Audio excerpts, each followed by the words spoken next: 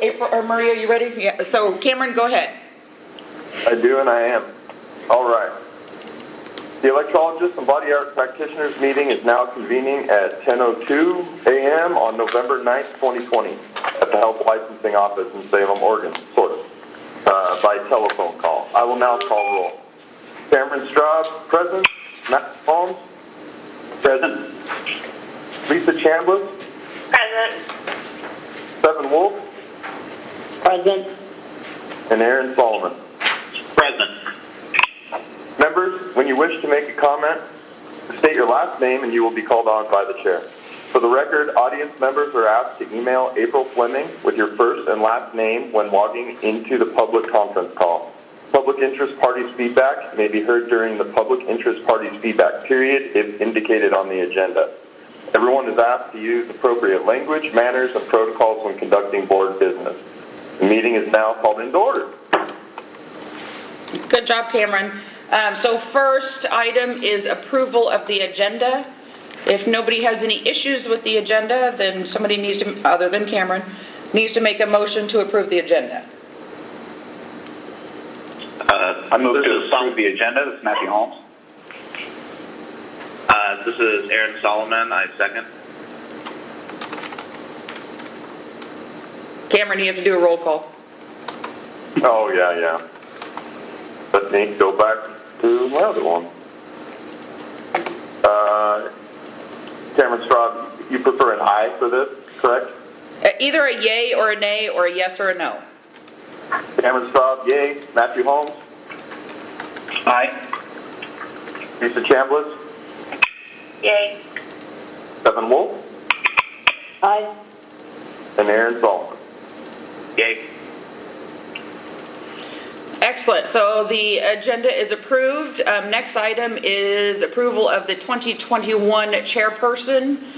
And you're going to need to elect a new chair. Cameron has done a fabulous job. However, Cameron's second term is done on 4/30, so he will not be on the board for the full entire year. Currently, you have Matthew serving as vice chair, so if you guys want, you could have Matthew become chair, or you can talk about it and elect a different chair. I nominate Matthew. This is Lisa Chambliss.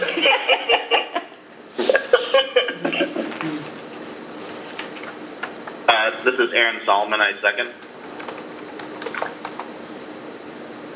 All right, roll call again. Sylvie? Yep. All right. Cameron Straub, yay. Matthew Holmes? Aye. Lisa Chambliss? Yes. Stephen Wolf? Aye. And Aaron Solomon. Yay. I appreciate you guys' confidence. Thank you. Oh, thank you. So next item is to now figure out whom you want to serve as vice chair, since Matthew now will be chair. So I have everybody's term expiration dates if you want to ask questions or if you need to talk about it, but you need to figure out whom you would like to act as the vice chair. I was going to ask what the expiration date was, Lisa. Lisa, you are on good until January 31st of 24. Ooh, snap. All right, thanks. I'm not volunteering either. This is Aaron Solomon. I believe my term expiration date comes up in February of this next year, so I'm probably not the best choice. Aaron, that is correct. However, and you do not have to agree to it or even express your opinion if you don't want to, but you're able to serve a second term and you're only on your first term. So if you would want to reappoint, which means you would need to get your paperwork into Paige, then you can serve another 4 years. If you don't want to do that or you don't want to agree to it right now, then that's totally fine too. This is Aaron Solomon. I plan for this just to be my one term, but for some reason, if we have issues getting someone to fill my position, I am willing to continue to serve until the position is filled. So Aaron, that would be great. So what we can do is we can just, I'll touch bases with Paige. We'll see if we have any interest forms on file and what the governor's office has reviewed them or not. And then you'll just continue serving until replace with the intent of us finding you a replacement. So again, you would not want to elect Aaron to be the vice chair. Yes, thank you. That was me, Aaron Solomon.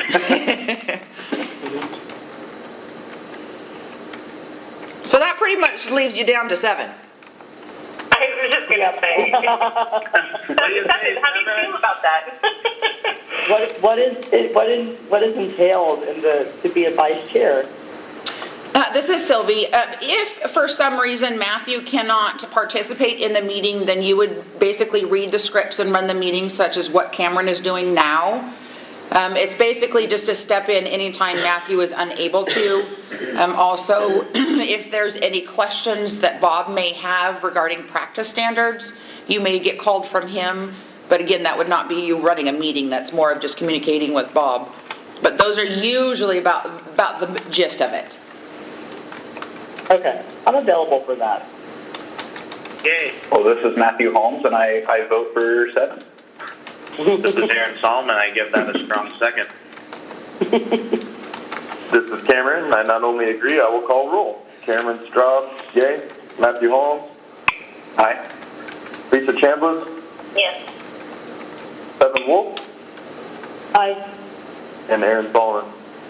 Yay. Excellent. So this is Sylvie again. So we're now on approval of the 2021 meeting dates. We currently have set aside April 12th, July 26th, and November 8th, all starting at 10 a.m., and those are all Mondays. Does anybody have any issues with those dates?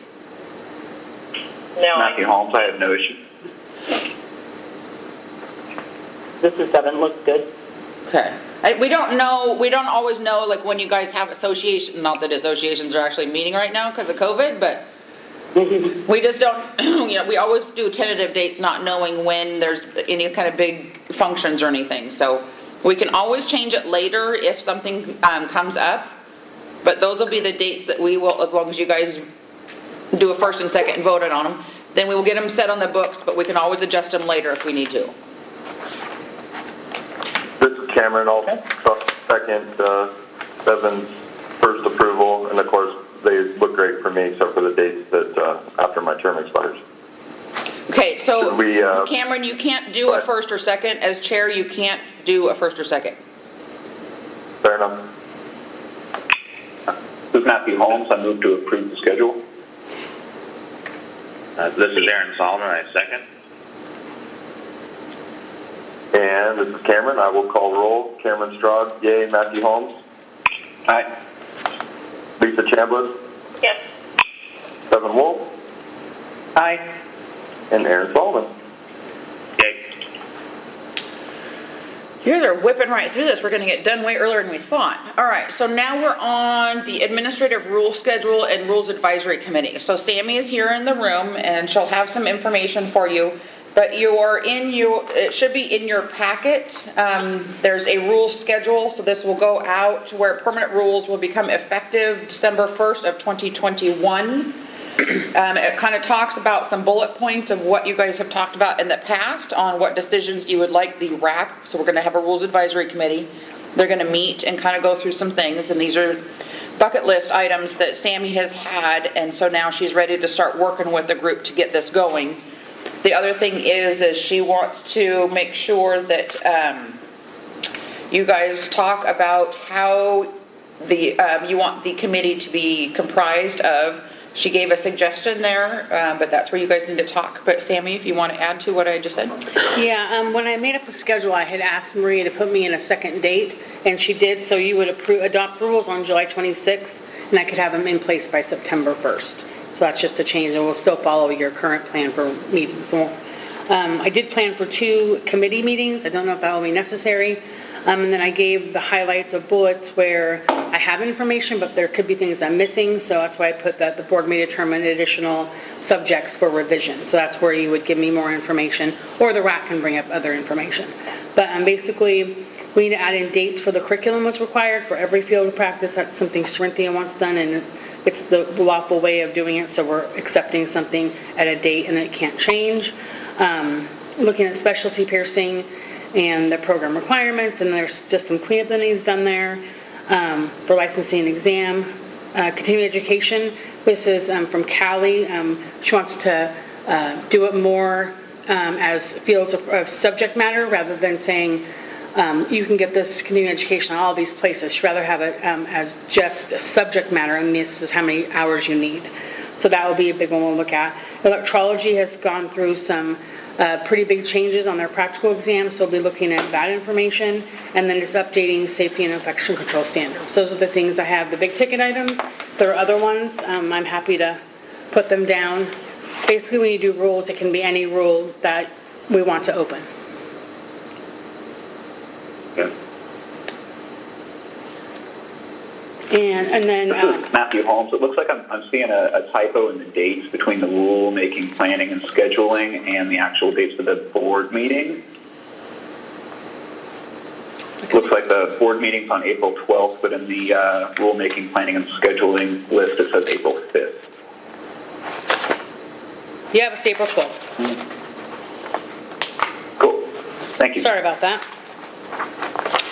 And then, since it will likely be, and I'm just assuming it's going to be by phone or by camera, I made it smaller for the, usually racks are about 10 people. I'm cutting it down to 5 because it will be difficult to have racks with that many people on the phone and be a camera. And I'm not completely sure, and I will work on this as we get closer to it. If I can do like a half-day tattooing, half-day electrology, full-day piercing, that will kind of, it'll depend on all the details and things that we need to get through. But 3 people from each field of practice, a healthcare practitioner and a public member is my recommendation. But you could add like an instructor or a school owner, you could do any of those types of things.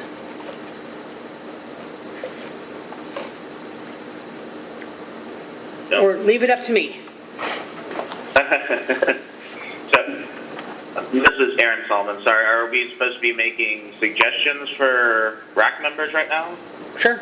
Not individuals, so just to clarify. Yeah. So not individuals, more of descriptions like she has, like 3 licensees from each field of practice, a healthcare professional, but not individual people. So what she does is then says, here's what the board wants, and sends it out.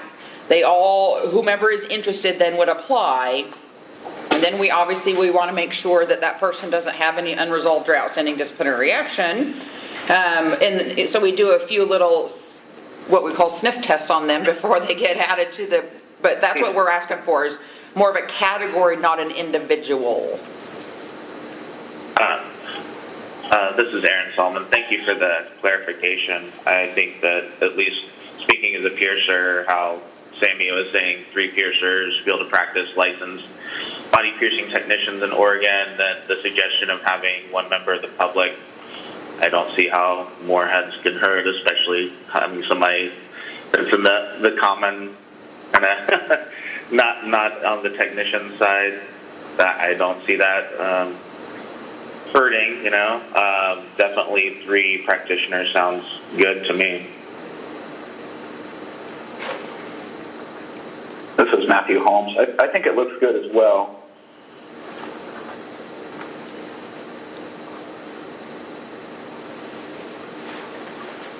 This is 7, it sounds good to me. I agree as well, especially if it makes, as Cameron, especially if it makes it easier with the, current meeting requirements. This is Lisa Chambliss. Does it have to be 1 person from each of those? I just worry about healthcare providers in the current situation, that there might be hard to come by, and I'd hate to have that seat not filled. So this is Sylvie, just so everybody understands, this will be our goal category. If nobody applies, nobody applies. but it's still run like a quorum. So if this is entitled 5 positions.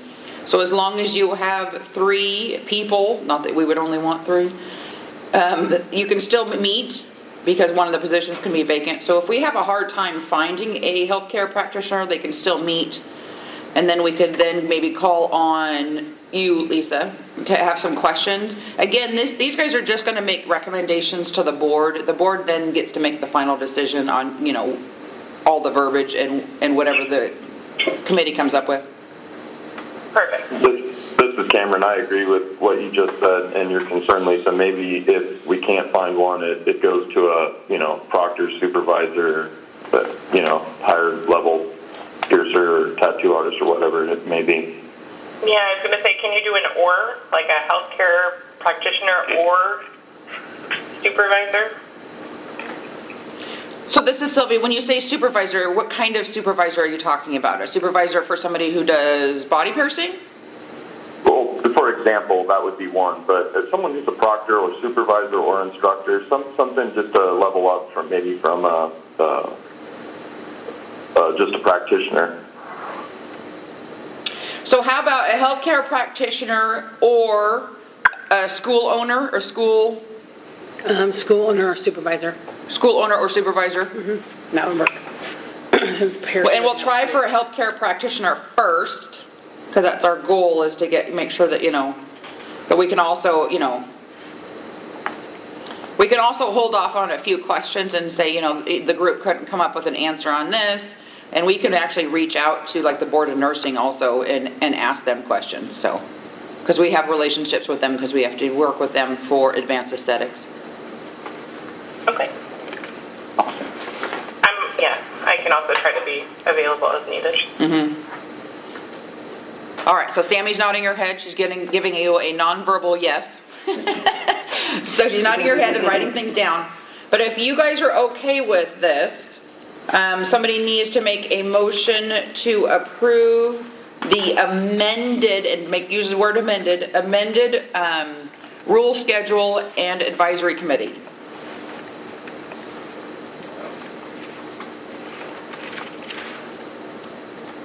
This is Aaron Solomon. I move to approve the amended schedule And committee. Chambliss. and committee. This is Lisa Chambliss. I second. This is Cameron. I will call roll. Cameron Straub. Yay. Matthew Holmes. Aye. Lisa Chambliss. Yes. Stephen Wolf. Aye. And Aaron Solomon. Yay.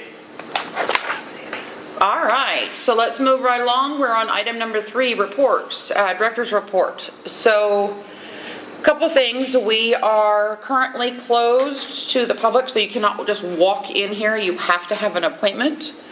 We know that that's putting people behind on getting a license. We can only test so many individuals at a time due to the restrictions that are put on us from the governor's office. So again, that's also putting people behind on getting in and getting licensed. So we're working on trying some alternatives on how to get more people in to take written exams. So we'll keep you posted on that. Practicals, obviously, any practical that we do, we have to abide by all the guidelines. And currently we're only doing for you guys, the body piercing practical. And there's not enough people to actually have that be a concern much yet. So. But other than that, we also have some staffing shortages. Almost all staff that are working from home, except for obviously when we have meetings like this, we try to come in. It's a little bit harder to have everybody on the phone versus just other board members on the phone. But then Bob is also short some inspectors, and so he's working right now he has 2 inspector positions that are vacant. And he's working really hard to try and get those filled, because we currently only have 3 inspectors to do all the inspections throughout Oregon, and during the pandemic, that obviously is not enough. So he's working hard to get those done, and then also the front line is short several, we call them public service reps, but they're the frontline staff that deal directly with customers. And so Tina is trying to get 2 positions filled for that. It's actually a lot more work to not have people coming into the office because the phone goes crazy, and everybody has to do everything through the mail, so the amount of mail that we get on a regular basis is skyrocketed. So we're encouraging people to try and renew online, but obviously it's a choice. So those are some of the things going on here. We'll get into a lot more details about what we did for the COVID-19 stuff a little bit later on the agenda. But any questions on any of that? Nope. Okay. Let's move on to the statistics reports. So in your packet, you should have all the statistics, and I know you've seen these before, so I'll go through them, but if you have questions, just get me to stop and ask away. The first one just shows the different licenses issued that are broken out by the different fields of practice. And on the bottom half of that page, it just shows the renewals processed. Okay. Next slide shows the exam statistics broken out by all the different types of exams. So you have your body piercing written, the practical, the tattoo. The old tattoo is still on there because it hasn't dropped off yet. And then the new tattoo exam, which is on there. Any questions? Nope. All right, moving right along. Next slide shows the license volume trend. This is for electrologists, so you can see back, and this is broken out by quarter, so it's an average for the quarter. So there are down slightly, but pretty consistent. There's obviously not very many electrologists in Oregon. The next slide shows the exact same information, but broken out by age and gender, and this is as of November 2nd.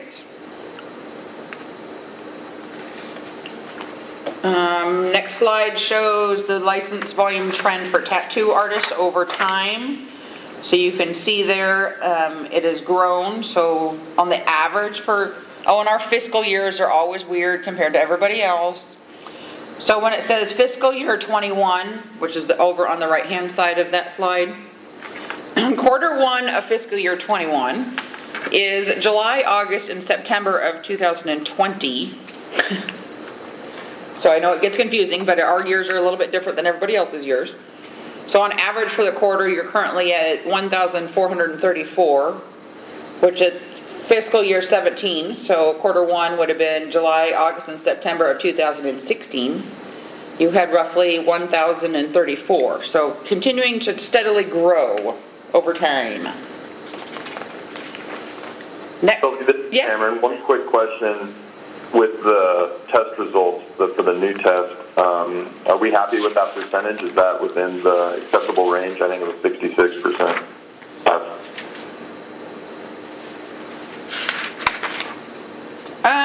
Cerinthia is not in the room at the moment, but I do believe the goal is to have it closer to 70 to 75%. That's what I thought. So just something to think about, something I saw. Yeah. Because that's the whole new rewritten exam, and yeah. It is, it is harder, and it will, I suppose, take the schools a while to kind of adapt. So I suppose as long as the trend improves up there, maybe it's fine the way it is. Anyway, I just happened to notice that. Yeah, and we'll keep an eye on it.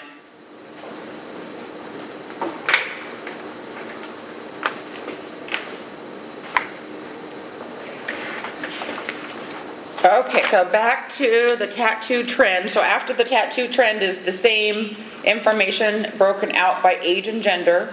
So you do have one tattoo artist who has an active license who is in the age range of 82 to 89. That's awesome. Yeah.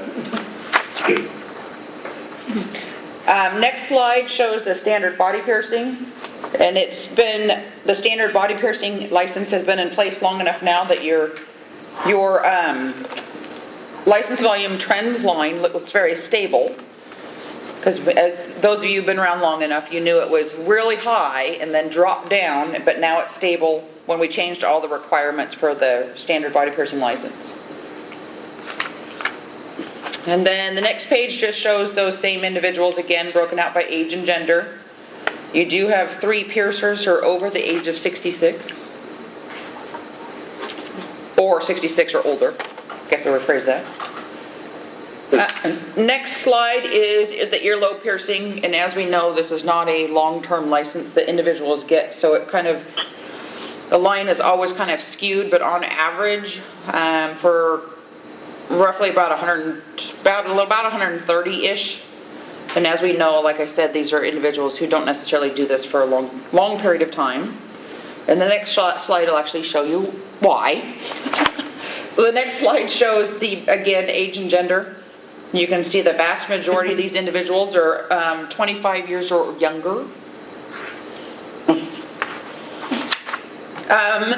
So then the last slide there shows your cash flow broken out by year. And again, our years are different than everybody else's year. But it does show a little bit up on the top right below where it says like 2007. So that shows July of 16 through June of 17.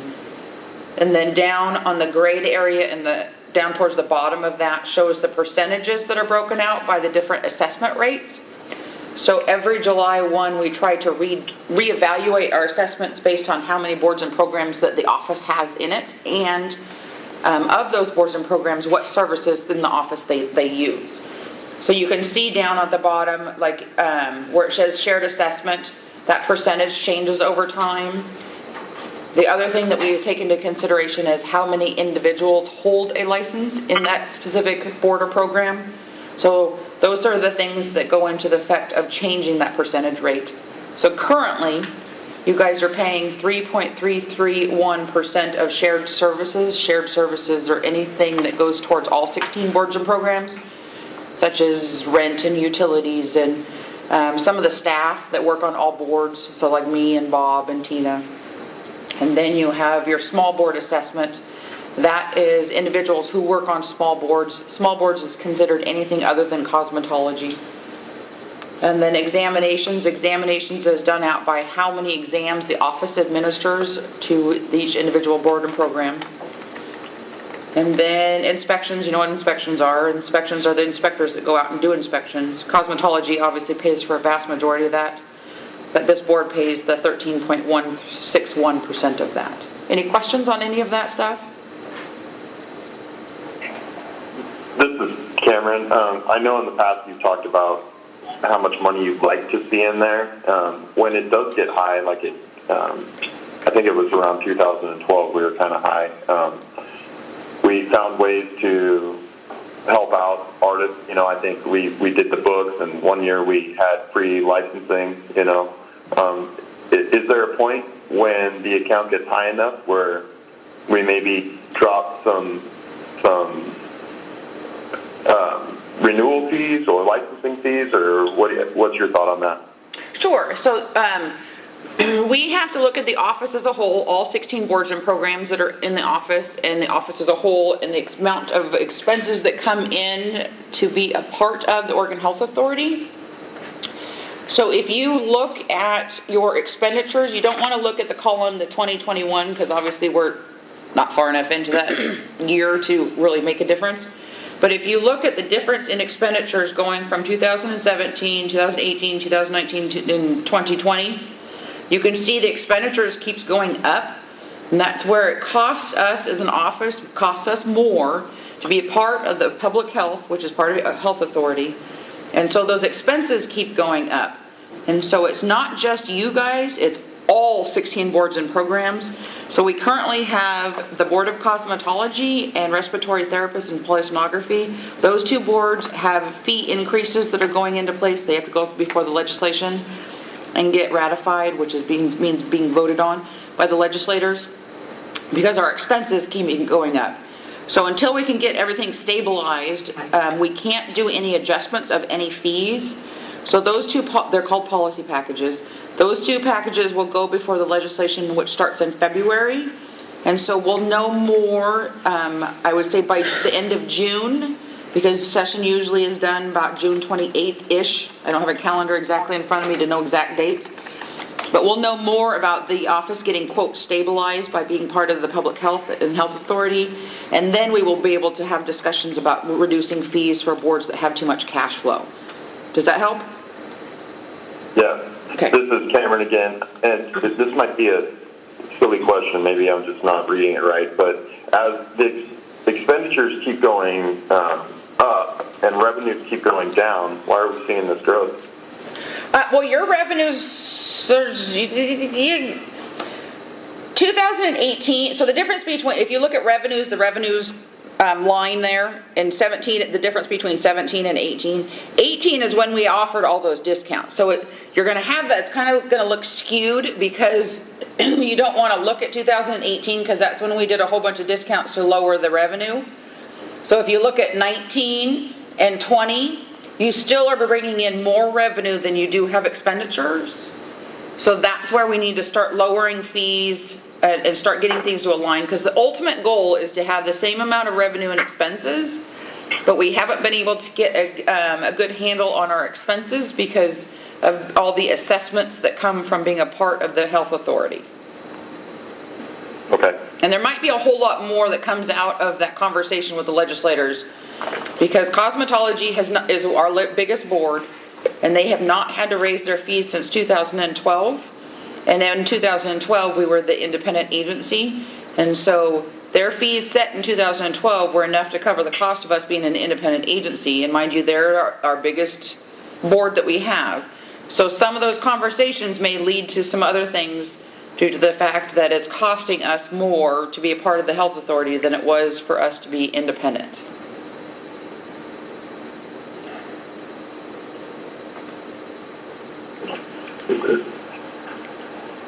Does anybody have any questions on any of that?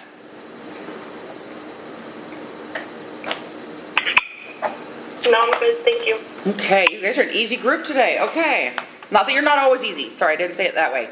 You're doing sorry. All right, let's move on. Next one up is regulatory report. And Bob's sitting in here, and let me know he's sitting, we're all safe distancing from each other. So if you can't hear him, we can do some movement around of the microphones. Hi, good morning, this is Bob. Everybody, can you hear me? Yeah. Okay. Yes. Morning, Bob. So, on the board report, it looks a little different than what you're used to seeing, because in the last board meeting, the board asked that we break out where the complaints were coming from. And so in 15-17, we had 101 complaints. We currently have 4 remaining open. They are actually on my desk as we speak.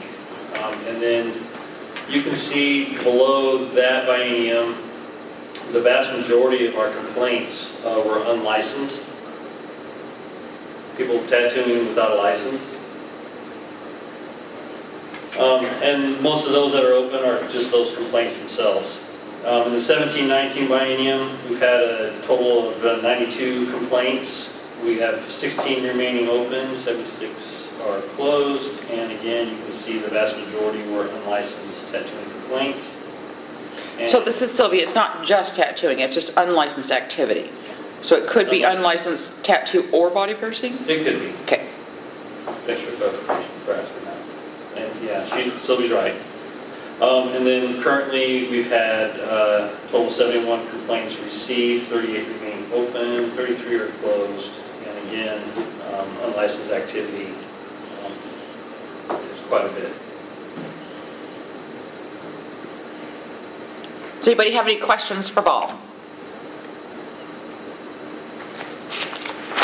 This is Aaron Solomon. Bob, I know you probably did a lot of work to run down that. I don't know if you ran any other statistic, but you said the vast majority is unlicensed, primarily tattooers, and the other, it's just like very small percentages of actual like complaints from clients and things like that of studios. Mm-hmm. Yes. Okay, thank you. This is Cameron. That's there too. The facility is just to the left of the unlicensed. Oh, yes, thank you.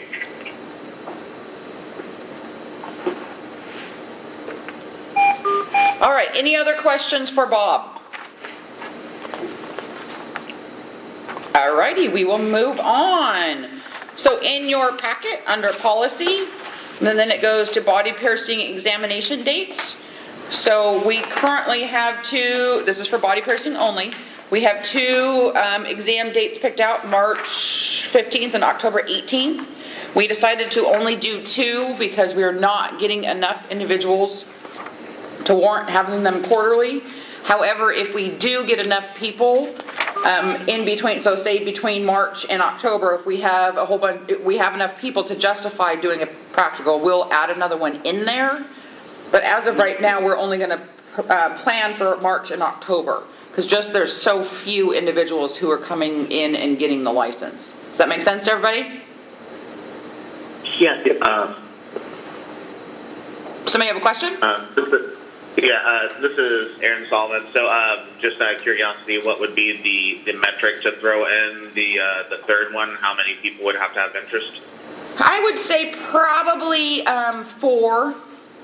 It's kind of doesn't behoove us to do an exam for one individual for the amount it costs us to rent the place, have the proctors come, send the staff over there and all that kind of stuff. So I'd say about 4. Okay, this is Aaron Solomon. That's completely understandable with the financial cost. My main concern would be if there are people that are wanting to take the test and, you know, the limitations of a temporary license and things like that as far as spacing of the test. But now that you brought up the financial cost of it not being essentially feasible with less than 4 people. That's why I wanted to ask what the minimum number of people that are interested in testing. And this would be people that would be contacting you in between these 2 dates saying that they would like a test if possible. So this is Sylvia. We would already know because you have to remember they have to be signed up with us to be in the program.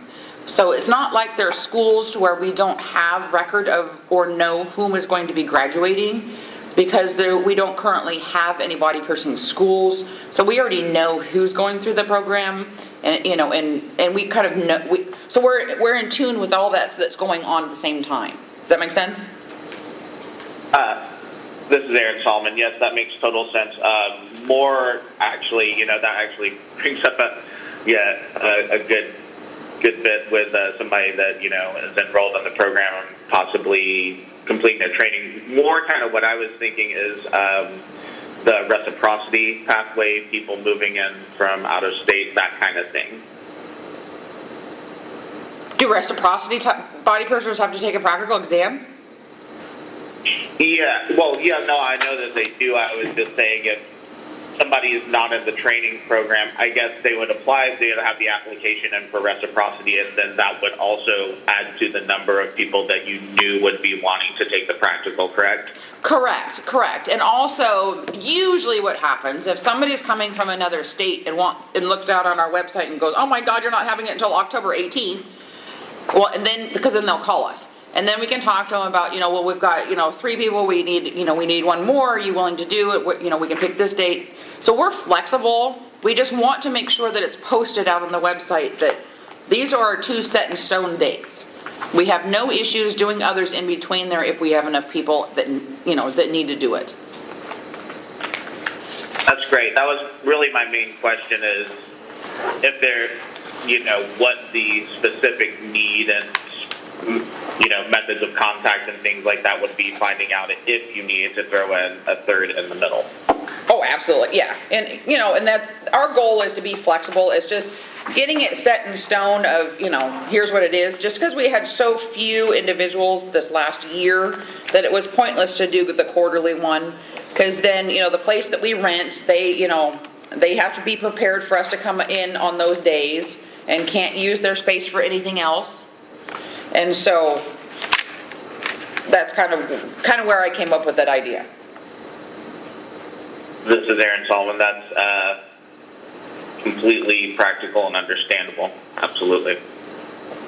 This is Cameron. It's happened quite a bit too the past couple of years, Aaron, where for one reason or another, they've called in an additional one. So it is likely. We've done it the past couple of years. Great. That was really my only question and concern. Thank you. This is Aaron Solomon, by the way. Thanks, Aaron. Anybody else have any questions, comments, or concerns? No. Okay. All right, so, and then the next discussion, and Cerinthia's in the room now, so this is about the electrology exam information. I'm assuming you all have had a chance to read this, but we sent out, or Cerinthia created this memo, and she's in here if you want to ask her some questions, but she can also kind of go over what she did and why she did it. So this is Cerinthia Murphy for the record. As of October 1st of 2020, the Health Licensing Office started accepting final practical examinations administered at the school level, which is consistent with other boards and programs that we administer in the office. What we do is we sanction those practical examinations. We ensure that they're meeting or are consistent with state standards. In addition to evaluating the practical exams, and then also following up semi-annually to just ensure that they are still continuing to meet state standards. So that is a change as of October 1st. Currently there is only one school in Oregon for electrology, and that school has had their documentation evaluated, and we have been to the site to evaluate the administration of that practical examination. So the Health Licensing Office has now sanctioned that one school's practical exam. Did anybody have any questions? No? Nope. No. All righty. Let's move on to some fun little COVID information.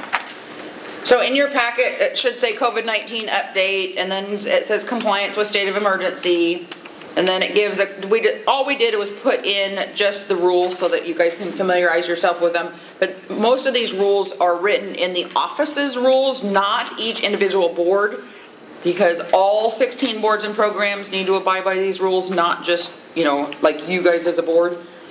So these are written in the office's rules, but this basically says that if you do not abide by the governor's executive orders and their directives, that we already could do this anyways, it's in our statutes. This just put it in rule to make it even clearer to individuals, that we can cite you for unprofessional conduct for going against what the guidelines or what the governor has recommended. The one after that is, these are rules that we wrote right after the state of emergency was declared, and then we worked on the process of making them more finalized. But the next one talks about continuing education. Obviously, individuals cannot do continuing education in person. So we wrote a whole rule that talks about during the state of emergency, you are allowed to have your continuing education done remotely, whether it's self-study or online. Obviously, there's not conventions going on at the moment, which is where usually people get a lot of their continuing education. So this just kind of clarifies that. Again, individuals are responsible for keeping their own continuing education documentation, but this allows for those continuing education hours to obviously not be in person.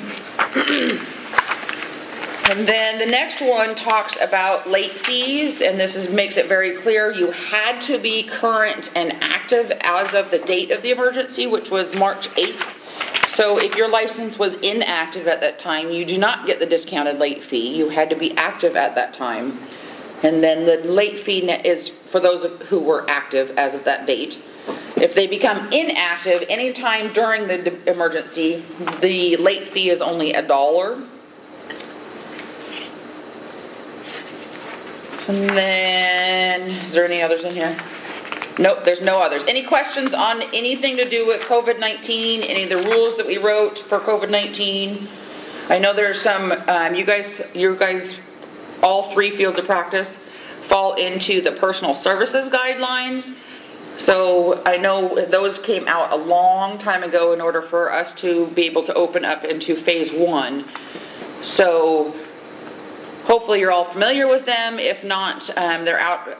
There's a link out on our website to them. There's also some Q&A that the Oregon Health Authority did, Public Health, because they had the basically the number for anybody to call that had questions, and also an email for anybody who had questions on the personal services guidelines. So they came out with a Q&A to answer some of the questions that were asked repeatedly. And so those two things are both right next to each other. If you don't have them, we can email them to you, but they're out on the website. And if you go to our website, there's a gray spot up on the top of, not all the way to the top, but it just says COVID-19. If you put your mouse over it, it will take you straight to the COVID-19 website that has all that information on it. But anybody have any questions about COVID-19 related stuff?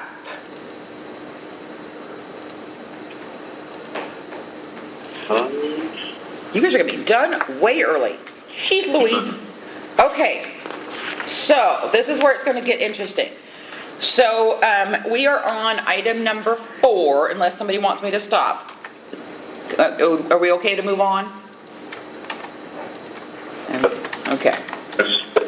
Okay, so Cameron, you need to read your public interested parties script, and then I will go over to that phone and start talking to them and let them do, and I'll kind of run it because it's a little hard for Cameron to try to do it when I'm here anyways. And remember, this is the public comment period, and we will be taking notes and stuff, but this is not a debate back and forth. So Cameron, go ahead and read your script. At this time, the Board of Electrologists and Body Art Practitioners will hear public interested parties' feedback. Members of the audience, please wait until you have been recognized by the chair, or Sylvie in this case. Once recognized, please state your name and affiliation to the board for the record.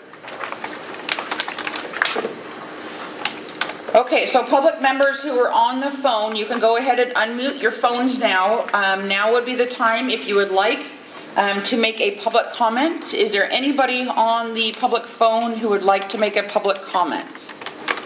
Yes, I would. This is Jamie Blue. Okay, Jamie, I got you. I heard your name, so Jamie, go ahead and make your comment. All right, I have 2 comments. The first one is, as of right now, I believe there is no electrologist on the board. And there hasn't been an electrologist, I believe it's either 4 or 5 years now. How can you go to the governor and get an electrologist on the board? The electrology profession should be represented on this board. Okay, Jamie, you said you had two comments? Yes. The second one is I would be very happy to volunteer on the rulemaking meeting to help with rules for electrolysis. Okay, Jamie.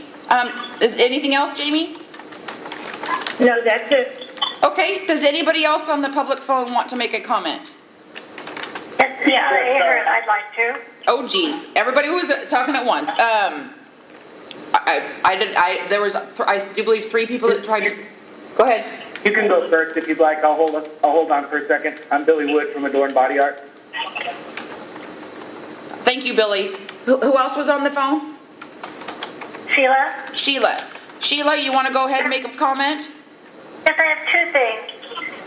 One of the concerns the schedule for the rulemaking, and I didn't have a chance to, or didn't really think about looking up previous ones, but when I looked at this just now, it seems like the date or the public hearing on June 16th and the last day for public comment seem like they should be reversed. So you should have all the public comment before you would have a hearing on all the suggestions someone might have been making. But I don't know what we did in the past. I didn't look it up, but this just seems out of order to my mind.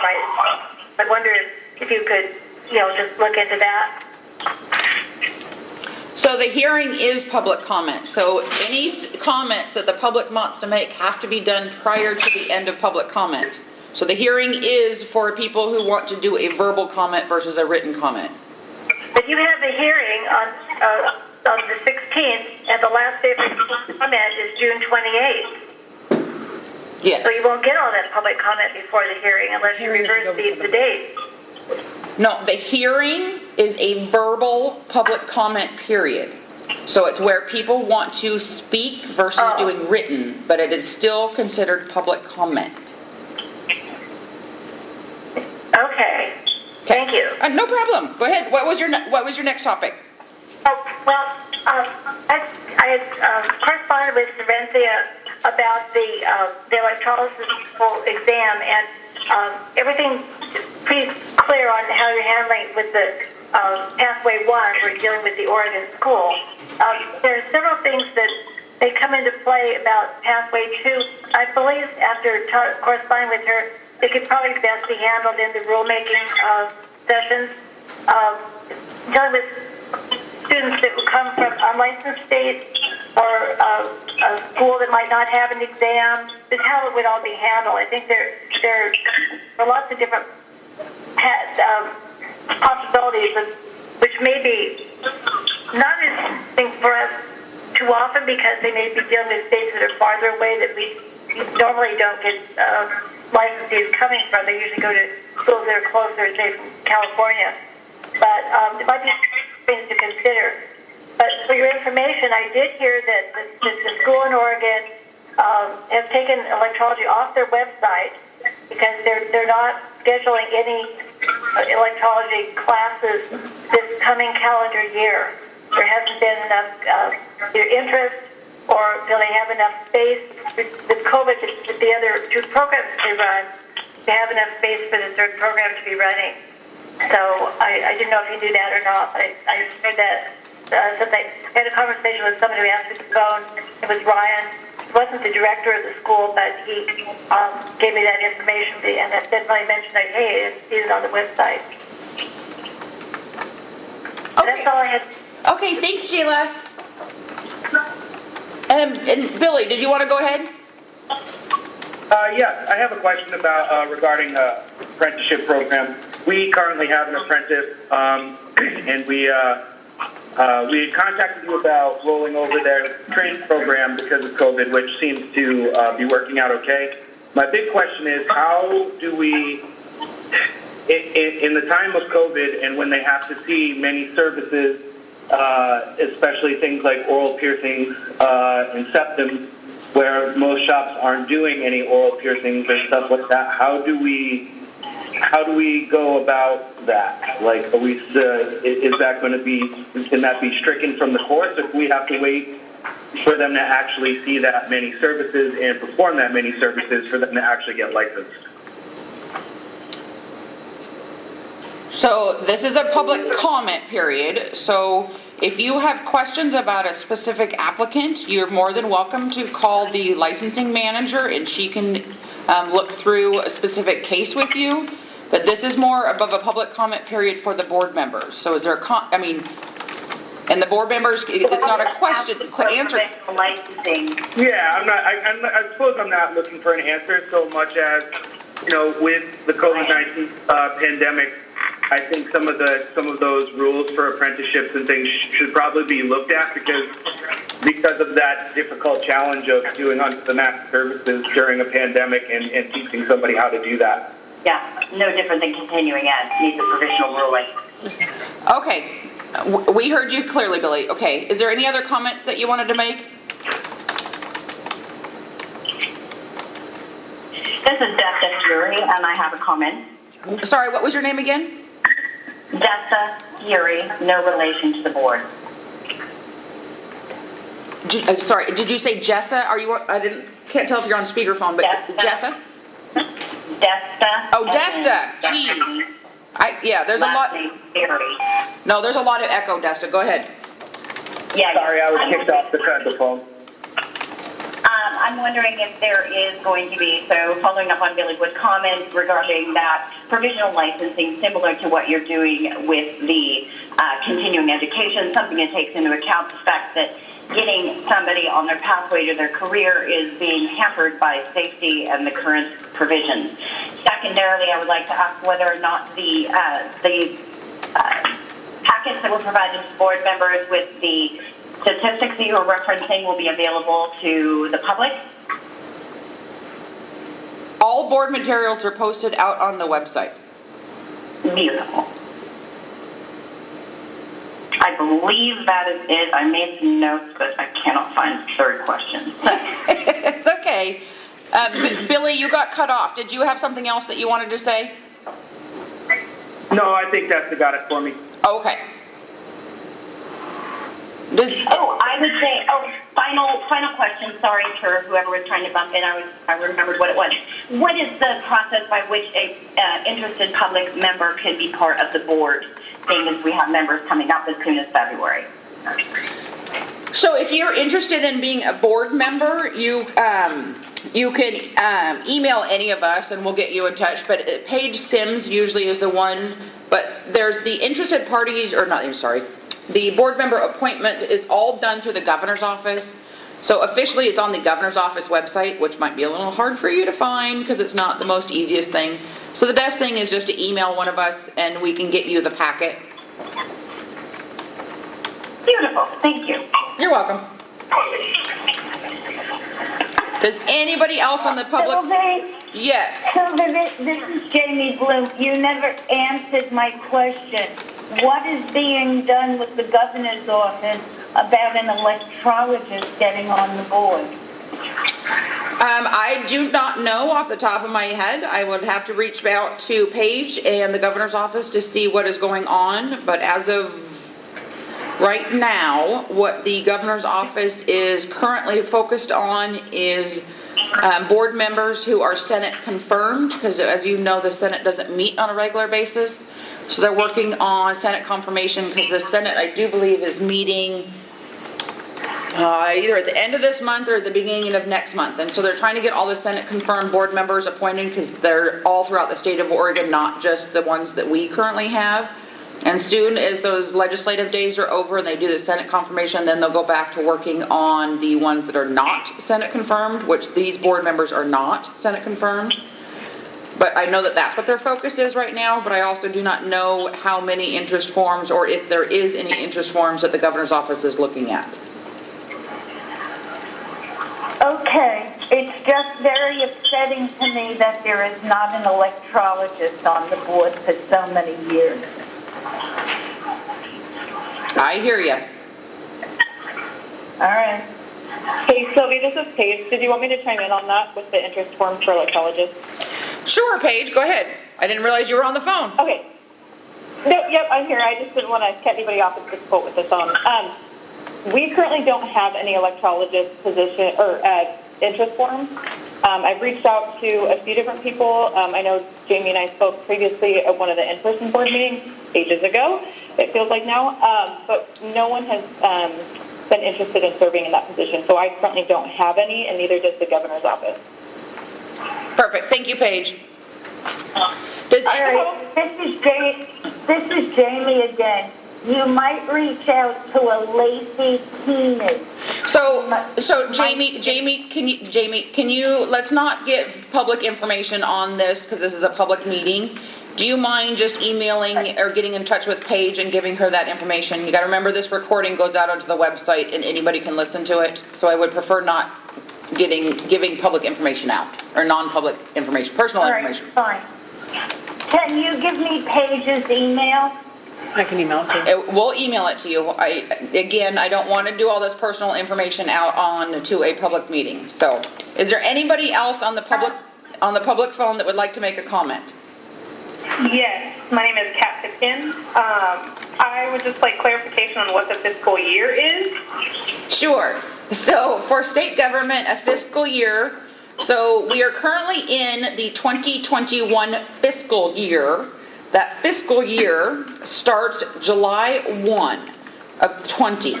So the first, yes, so it goes July 1 of 20 through June 30th of 21. And it's always called the 21 fiscal years, whatever the last year, you know what I mean. Does that make sense? Yep, Yeah. Totally does. And then also, is there any plan on voting on new reference material for the tattoo exam at any point in time? That I don't know. I would assume that will be discussed during the racks that are going to be occurring. Okay. Okay. Thank you. No problem. Does any other public members have anything that they need to say or want to say?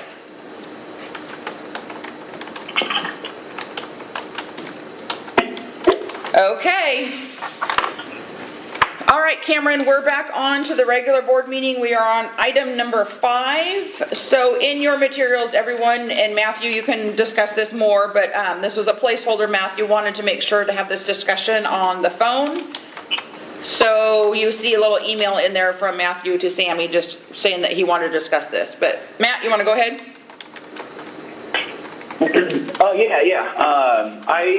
I really wanted to bring up to the board the prospect of either putting a temporary ban on under-mask piercings or at least discussing what everybody's thoughts on it are. I feel like it's something that probably should have been discussed prior to now, given that we're, 7 months into a pandemic that's spread airborne.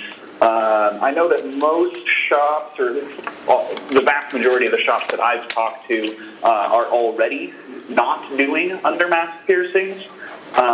Anyhow, I just wanted to bring it up to everybody. I wanted everybody's feedback on it. I personally find it to be incredibly irresponsible to allow people to remove masks in a confined space, especially in close proximity. And as we all know, it's not possible to do our jobs further than 6 feet away from someone. Just a second, Matthew. Just a second. So those of you who are on the public phone, can you please make sure and remute your phones? We're getting a lot of background noise. Sorry, go ahead, Matthew. All right. Oh, that was it. I just want to, pick everybody's brains, see what everybody else thinks about it. This is Cameron. I definitely want to hear what everybody else has to say about this. But maybe I'll start out and just pose the opposite viewpoint, and everybody knows I'm going to lean whichever way they believe, but I definitely am taking a more freedomist viewpoint here and just saying that if you're not comfortable with doing something, you definitely shouldn't do it. But to impose that on other, consenting individuals without evidence that this has been causing a problem, I can't side with. We also know that, for proper medical masking, these masks are fitted and of a quality material, and we're not seeing that across the board in the public. So people are already not wearing their masks properly, they're overhandling them, and they're even using masks that are really thin in nature.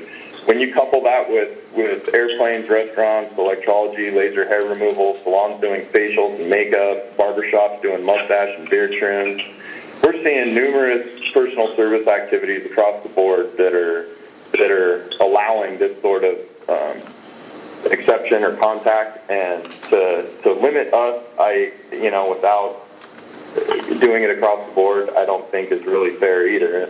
As a matter of fact, Matt tattooing in her lips and behind the ear, and even upper neck kind of required the removal of the mask.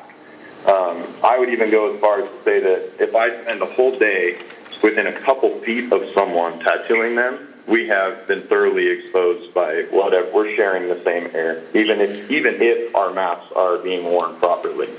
So I think we're already being exposed in these restaurants and bars, and when I'm tattooing somebody anyways. And then we have the common threat or common theme, a much larger problem, and that's regulation. We already have shops in town that aren't wearing masks at all. Multiple reports of studios that once they get the client back in the chair, they're letting them take off their masks, and they're not wearing masks because they don't want to be working with them. I think that is the greater concern. As a matter of fact, those shops aren't doing contact tracing forms or anything either. A couple of them aren't even signing people in. So again, with all the other government-approved personal services that enable consenting Americans the right to these services, as well as the businesses and practitioners, their livelihoods, I strongly fall back on the belief that until it's proven to be a problem directly because of this, let the assumed risk fall on the consumer and the practitioner. And if your place of business doesn't want to do it, then don't do it. But it's the same with going out to eat or getting your hair cut. You should have the ability to do so if you want to, and so should the establishments to stay open. Anyway, a little long-winded, but I feel very strongly about it, and I'm curious to hear what everybody else thinks. So this is Lisa Chambliss, and I am a public health nurse in the midst of this pandemic. And so the state guidance from the governor is that if you're not eating or, doing something that forbids you from wearing a mask, such as swimming, because that would ruin the integrity of the mask and it's pointless, you have to be wearing a mask. So that's whether the shop does that or not is covered under the governor's rules. So shouldn't be happening, and I don't think we can, all we can do is put guidance and point to the guidance. I don't think we can make sure, individual shops are making their own choices. They, would need a complaint be made just like anywhere else. But it's all covered under the state governor's guidance already. So Lisa, I know that this, it's different because of your profession versus what they're talking about. So there's some very specific personal services guidelines that came out that were, that needed to be followed by both tattoo and body piercing and electrologists, along with a bunch of other professions, in order to allow a county to go into a phase 1. And so there's very specific guidelines that tattoo, body piercing, and electrologists are supposed to do in accordance with the governor's. So they were approved by the governor's office. One of them is talking about like cosmetology, like Cameron had said about. It includes like, beard trimming and, things where you can temporarily remove the face covering and then put the face covering back on after the services are provided. So there's specific guidelines that came out after her guidelines came out that allowed, quote, counties to go into the next step. So that's kind of what Cameron was talking about. I emailed it to him. I see. Yeah. So I also apologize. I went on maternity leave on July 30th, and I just got back to work, so I'm also missing 2 months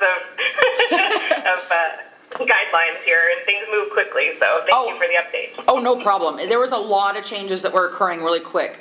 So, and Sammy, just as a courtesy, emailed all of you guys the guidelines real quick. So if you want to take a look at them, we can kind of go through them. If you already know them, that's great. It's just, we just want to make sure you had them real quick. This is Cameron. I want to add one thing too. In your note, Matt, you mentioned until we're no longer in a pandemic, but that's a really bold statement right now, being that none of us thought we'd still be masking this long now. Some people are even calling this the new normal. I'm worried that this is going to be an ongoing thing that we're going to have to learn to live with for quite a while, and this virus isn't going anywhere, and there'll be more that follow it. So. I don't know how long you're prepared, if you were to go that route, I don't know how long you're prepared to do that for. This is Matthew Holmes. That's why I wanted to bring it up to the board and not just like push really hard. I feel fairly strongly about it, as I know that you do as well, from the opposite perspective, Cameron. But, we have to have a discussion about it at some point. This is something that affects all of the health and safety of everybody in our professions, as well as all the people that we come in contact with. I don't want to be closed-minded about it, but I can't not be passionate about it. Hope you guys understand. Agreed. This is Aaron Solomon. I'd like to make a comment. I am with Matthew Holmes on this issue. And just as actually a business owner of 2 separate locations, it definitely has financially impacted my studios, but my decision really wasn't a hard decision, even though piercings under the mask easily make up 40 to 50% of my piercing revenue. Putting my staff or possibly other clients that come in after a procedure such as that, or just the community in general. I'm sorry? Oh, it's background noise. You're hearing yourself talk. It's echoing. Okay, sorry.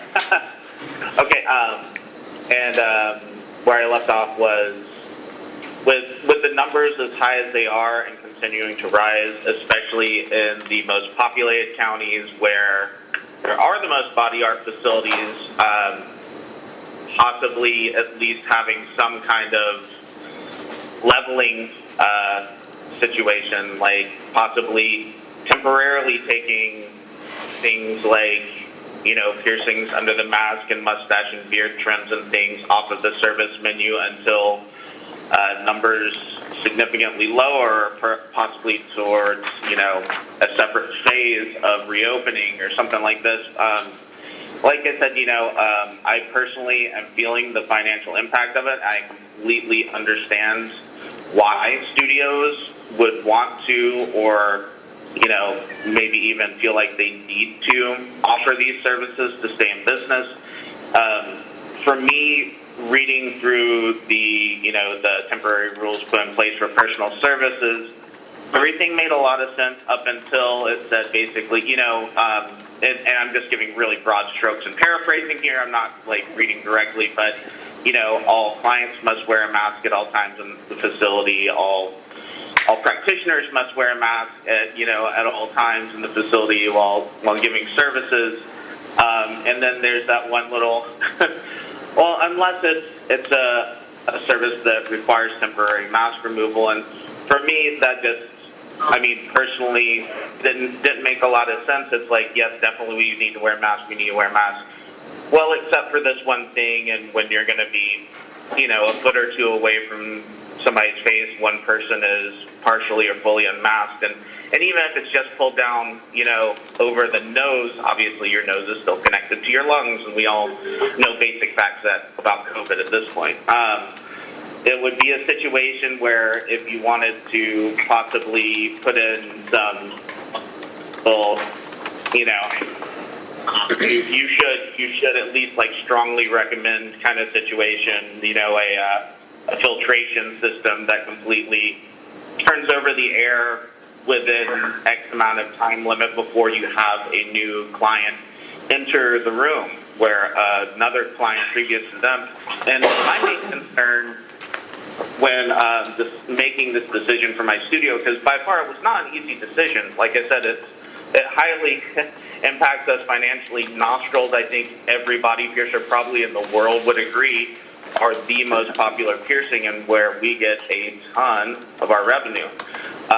So like I said, this wasn't an easy decision, but for my studio, it felt like the right decision, just as not only a licensed practitioner in Oregon, but a member of the Association of Professional Piercers and a sitting member on this board, obviously. I really kind of have to put public health and safety very, very, very first. And obviously I'm not a medical practitioner, but it's kind of the piercer equivalent of first do no harm.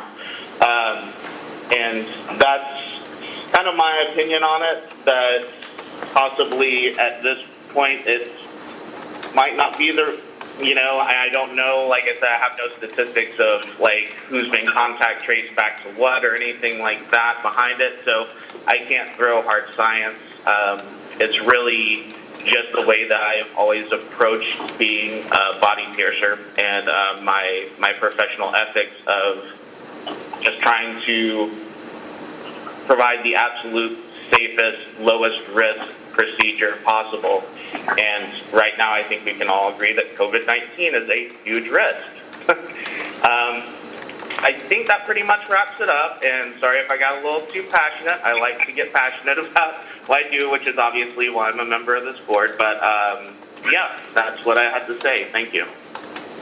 Thank you. This is Sylvie. I want to clarify something real quick. So our office is underneath of public health, which you've heard me say this 101 times, but we, as in this office, also came up with and helped draft the personal services guidelines, and I was on the committee that worked with the governor's office and with public health to create that. And then we also invited in a bunch of professionals who were actually in the field to help come up with the guidelines.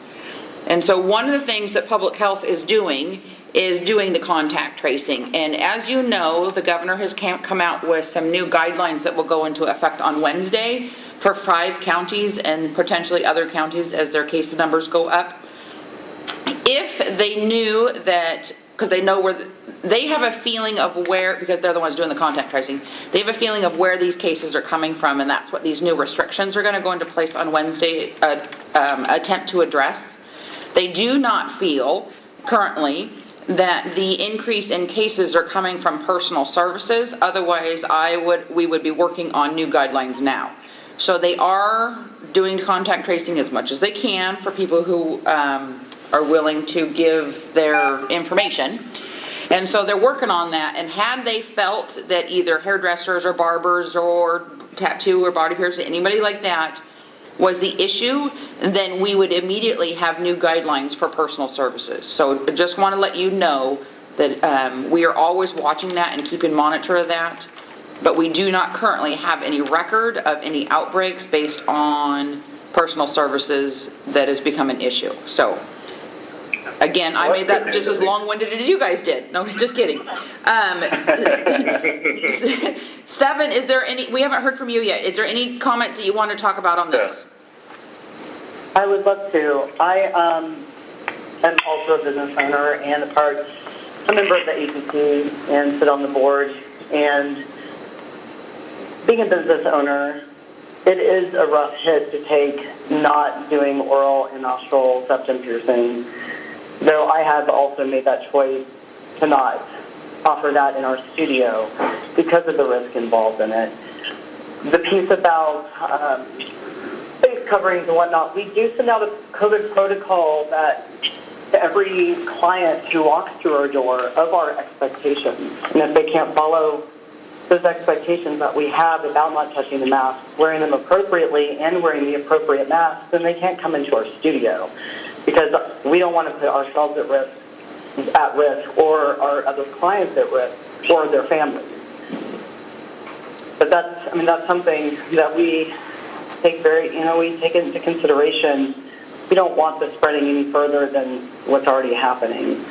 And we just had to make the decision as well to not offer the service, which again is very hard financially for all of us. But it's something that we take very seriously. It's the health and safety of everyone in our community.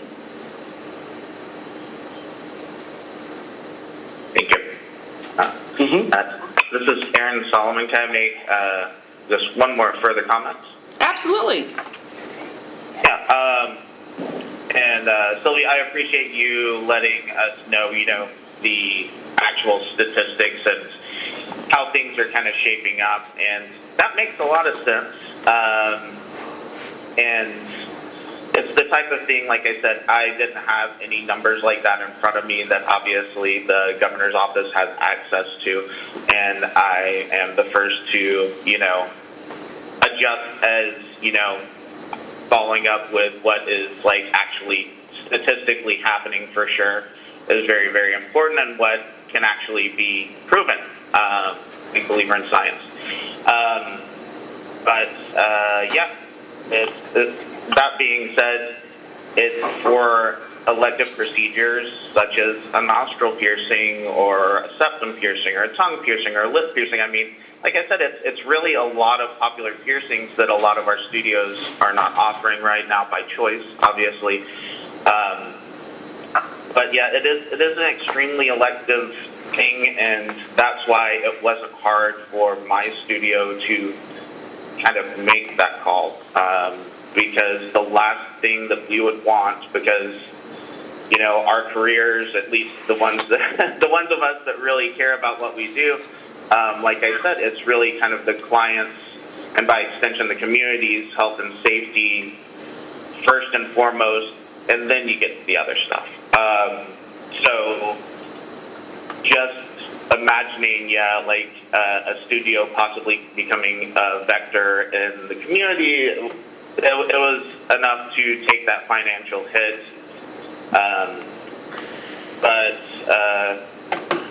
Also, since so many studios are voluntarily and not offering these, I can't obviously speak for barbershops and salons offering mustache and beard trims.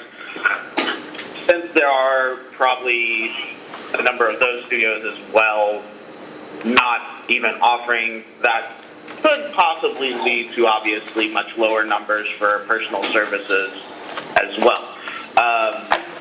Like I said, there's no way to measure that without doing a licensed facility, full, but who's doing what kind of thing, which is, I understand, probably completely impractical.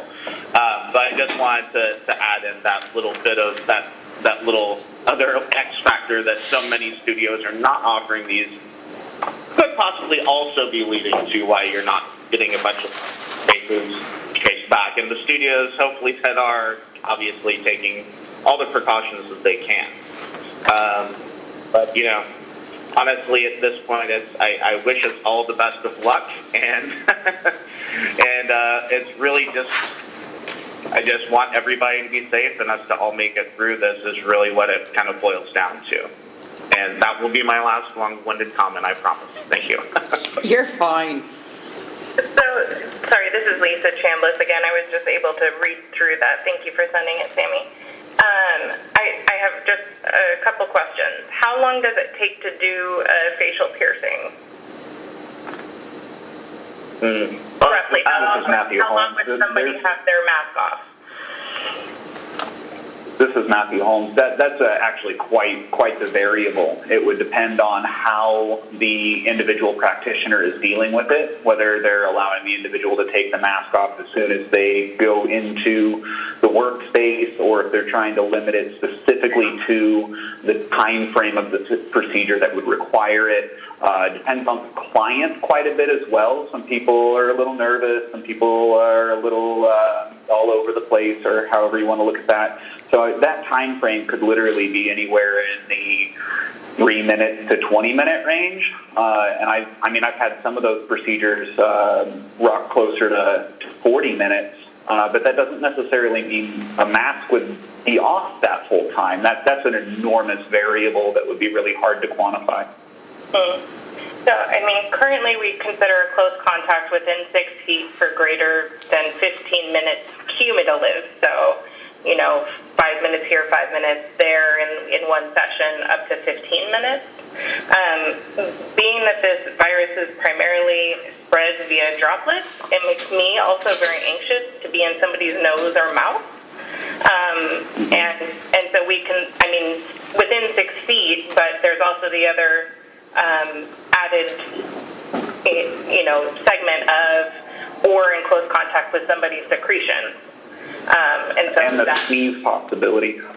Right. And so, I mean, I, as a public health nurse, has been doing all of these interviews and all of that. The other piece is that we don't ask about personal services in our interviews, so that data is not being gathered by OHA. It's something that I can request that the state add to the interview because they're currently revising some of the questions, and I think that would be valuable to know. And you know, reading through this guidance also, it doesn't really, I think of a beard trim as being a lot quicker than a tongue piercing. You know, a beard trim would take less than 5 minutes, and you're not necessarily in somebody's mouth. So I don't see them equating quite the same. But that's my own personal opinion, is that it also makes me anxious. Thank you, Lisa.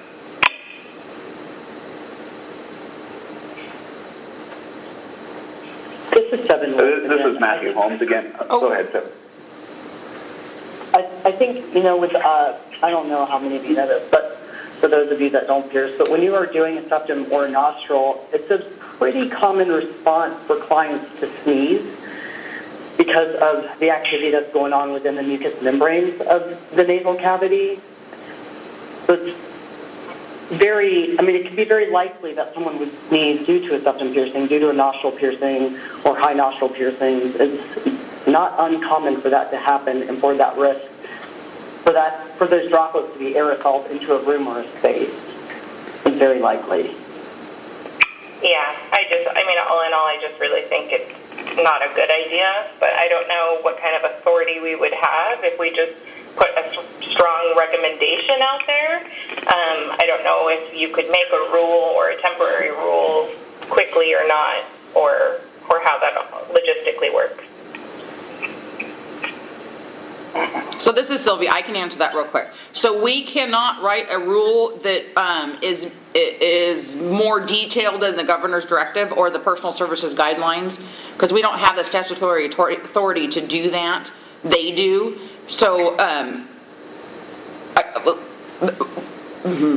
I'm hearing everything you're saying, and I know that part of and Lisa, you may have a different experience than what we've had here, but It's my understanding that part of the contact tracing is to ask, what have you, like, where have you been, what have you done? And we also here at the office get complaints regarding anything with any of our 16 boards or programs. And we have not received any complaints about, hey, I got this, COVID-19 from this place or that place or from this or that. And because we're a part of that whole team too. So I get that, and I hear everybody's concerns. I'm not questioning that in any way, shape, or form. But I think maybe if you let us here at the office do a little bit more contacting with public health, make sure that they understand. I can even reach out to the governor's office. A lot of that contact tracing information is kept confidential, so the odds of them giving me any details are pretty slim to none, but at least we can reach out and just say, look, our board is very concerned and, about this, that it's not clear in the personal services guidelines. A lot of people are not doing it just because they don't feel comfortable, and they just may leave it at that, saying, because again, it's up to your comfort level on certain things. Like, a lot of her stuff is recommendations, but she's not about to arrest you if you don't follow her recommendation. So. As far as contact tracing, this is Lisa again. Yeah. If only people would actually give us who they were in close contact with, that would be really helpful. But honestly, people are terrible at disclosing information to us. We barely get household contacts often, especially with the younger population, college students, sororities, fraternities, which I'm assuming those are the greater, people under 30 are the greater population that you're piercing and tattooing, but maybe I'm wrong about that. But they're not really good about disclosing any information, just anecdotally from, the hundreds of interviews I've done. This is Aaron Solomon. Definitely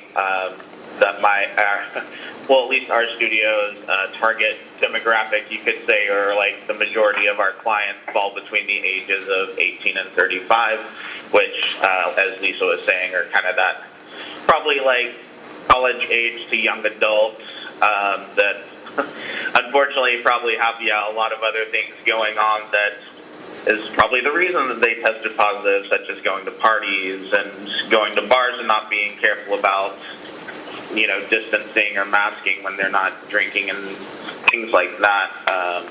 So it would be really hard to get an exact number, as I think is what Lisa's trying to kind of put out, that would correlate with anything like, hey, X amount, out of 1,000 people that got nostril piercings, 0 or 5 or 500, like an exposure risk or something, I see the issue with getting those kind of numbers, and unless you have something that is hard fact, I'm understanding where you're coming from too, Sylvia, and as far as any kind of suggested, recommendations.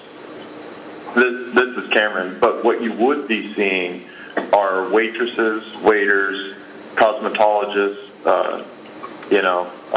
piercers that are performing these procedures. You would be seeing them get COVID, and there hasn't been any report of that either. A lot of those personal services people are wearing masks for. Correct.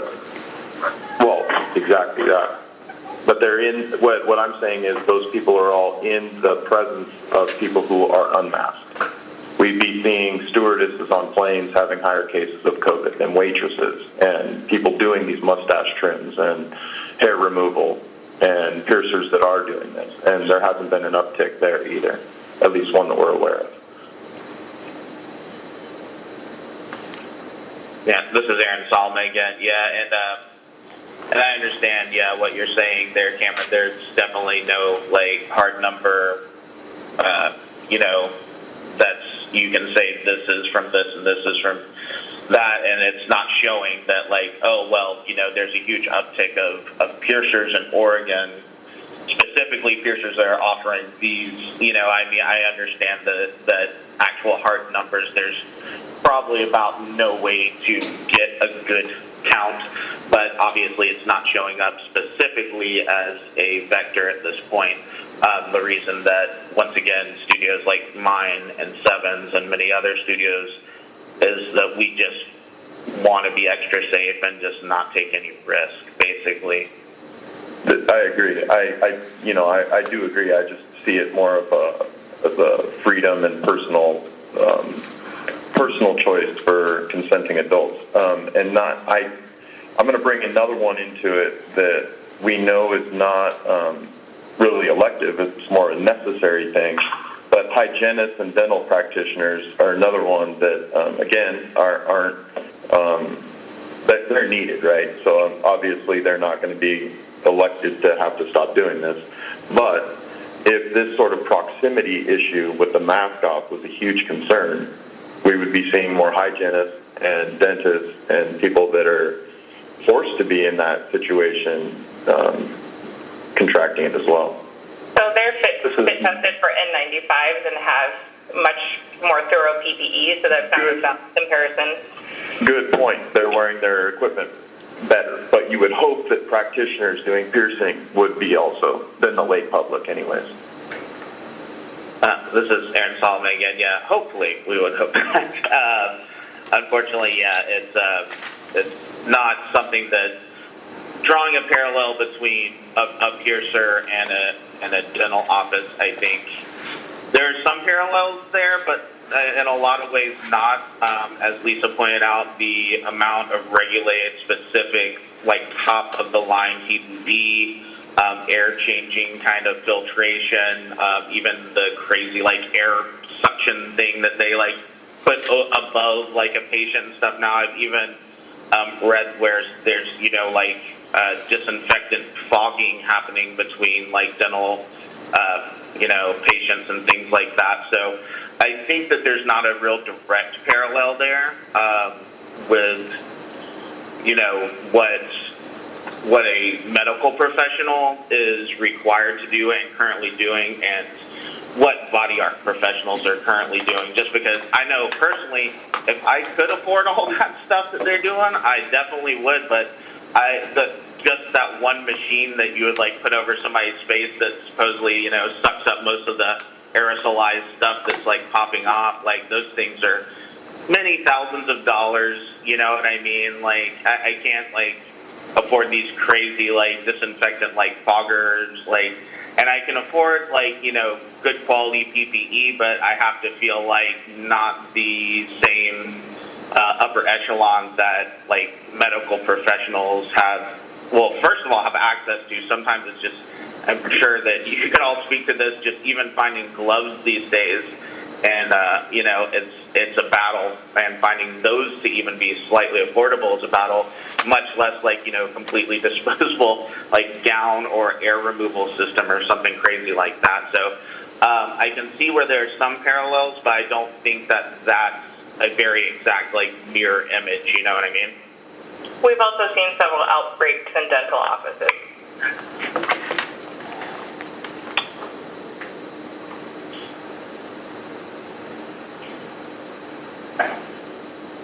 All right.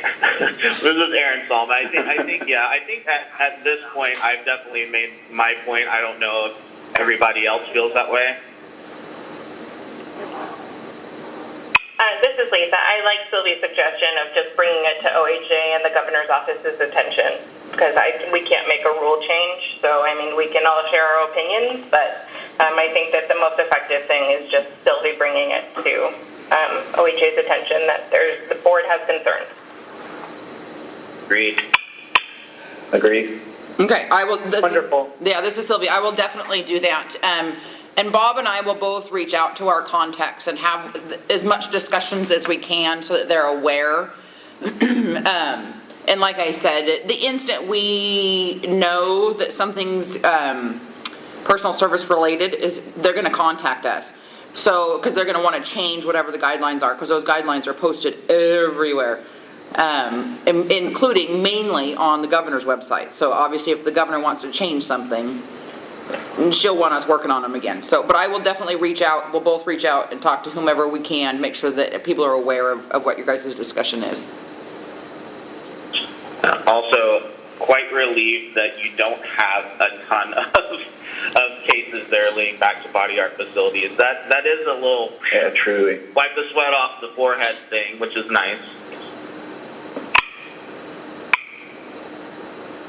This is Matthew Holmes. I really appreciate you guys being willing to have this discussion. I know it's kind of a sticky one. Everybody's got different interests, different perspectives, and there's not a huge amount of super specific data. So again, thanks everybody for having this conversation. I really appreciate it. This is Cameron. Totally agree. We should be able to have more open conversations, even when, especially when we're not in agreement, or I totally agree. So thank you, everybody. Thank you. This is Lisa Chambliss. I will also suggest to OHA about adding personal services questions to our interview, and even maybe specifically call out, did you have your hair cut? Did you have a tattoo or a piercing? Just so maybe that data could be collected so guidance can be more clear. Can't promise that they'll do it, but they're opening suggestions for questions right now, so I'll shoot an email up to them. Wonderful. Yeah. And this is Aaron Solomon. Since this might possibly be my last meeting, I wanted to thank you all, especially if this is our last conversation and our last debate, for being so professional and so kind and listening to everybody's opinions and making comment on them. Yes, thank you, Aaron. And just so everybody knows, I'll get in touch with Paige. And if this is Aaron's last meeting, normally we all get to see each other and congratulate each other and all that stuff. And we do the plaques. So we still do the plaques. However, you just randomly get them showed up in the mail along with a letter that I signed, because I can't obviously hand them to you. So, Aaron, I'll have Paige reach out to you and you two can converse. I do believe she may, I'm not 100% positive, have a interest form on file for a body piercer, but I'm not 100%. But anyways, you two can have that conversation. And then if we get somebody appointed prior to the April meeting, then you guys will not have Aaron on the board and you'll have a new person. If we don't, then Aaron will hopefully call in and participate in April. Yeah, if my position is not filled in April, I will be. Well, it would be nice to see you all in person if it's that way by then, fingers crossed, right? Yes, hopefully. We're working out the bugs of all the MS Teams. It's we still have to be in this same room because we still have to record with Granicus. We still have to have the public on a phone. And so there's a lot of little weird logistics that we need to work out. And then they wouldn't let us prepare for MS Teams, as in ordering supplies prior to it being installed on our computers. So it got installed on our computers on October 1st. And then shortly thereafter, I tried to order cameras and they were all on back order. So we just finally got 2 cameras. So there's 1 camera in the boardroom. So we will, even if we do get it up and working, we will have to, staff here will have to get up and move so the other staff could sit in front of the camera so that you could see them. So we still have some bugs to work out, but hopefully by April we'll have figured that out. Excellent. Okay. Is there any other board business you guys want to talk about? That's all I had. Thanks, guys. That was it for me. Thanks. Yeah, me too.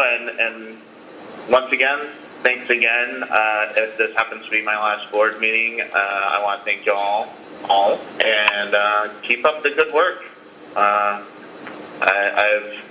really appreciated my time on the board. Like I said, if this is my last meeting, if someone is not appointed by the next meeting, then you'll have to hang out with me again, and I'll be there. Thanks for your participation. Yeah, thanks, Aaron. Okay, nothing else then? Cameron, you do have a closing script. It should be on... I do. All right, well, if that's it, then thank you, everyone. And again, thank you for your service, Aaron. And these conversations are great.